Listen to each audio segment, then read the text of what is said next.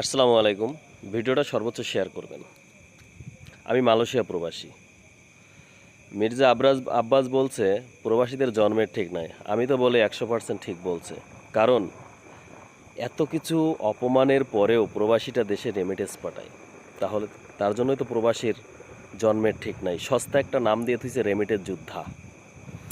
সে remittance যোদ্ধার কথা শুনেই আমরা আবেগ প্রফুল্ল হয়ে যাই যে আমাদেরকে সম্মাননা করছে। এখনও বাংলাদেশ হাই কমিশনে মালয়েশিয়ায় পাসপোর্ট করতে গেলে 6 মাসে পাসপোর্ট আসে না। হাজার হাজার লাখ লাখ বাঙালি এই পাসপোর্টের জন্য আজকে মালয়েশিয়ায় অবৈধ হইতেছে। এর জন্য আমরা প্রবাসীরা কোনো প্রতিবাদ করতে জানি না। হাই কমিশনও এর জন্য কোনো অ্যাকশান নেয় না। আসলেই তো আমাদের প্রবাসীদের জন্মের ঠিক নাই। তা না হলে মির্জা আব্বাস কেন এই কথা বলবে? আমি তো মির্জা আব্বাসকে ধন্যবাদ জানাই ভাতিজা তোমাকে, চাচা, তুমি এই কথা বলার জন্য। আর হাজার হাজার প্রবাসীরা প্রতিবাদ করছেন যে মির্জা আব্বাস ক্ষমা চাইতে হবে। কেন রে ভাই?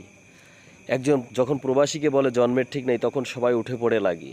প্রবাসীদের পাসপোর্ট যে 6 মাস 7 মাসে পাসপোর্ট আসছে না, বাংলাদেশ হাই কমিশন পাসপোর্ট দিচ্ছে না, সেটার জন্য কোনো প্রতিবাদ করতে জানেন না আপনারা? হাজার হাজার লাখ লাখ প্রবাসী আজকে এই পাসপোর্টের জন্য মালয়েশিয়ায় অবৈধ হয়ে যাচ্ছে। সেটা কি করবেন? সেটার জন্য কোনো কথা আসেন আপনাদের? আসলেই আমি বলবো মির্জা আব্বাসকে ধন্যবাদ জানাবো যে আপনি প্রবাসীদের চোখ খুলে দিয়েছেন।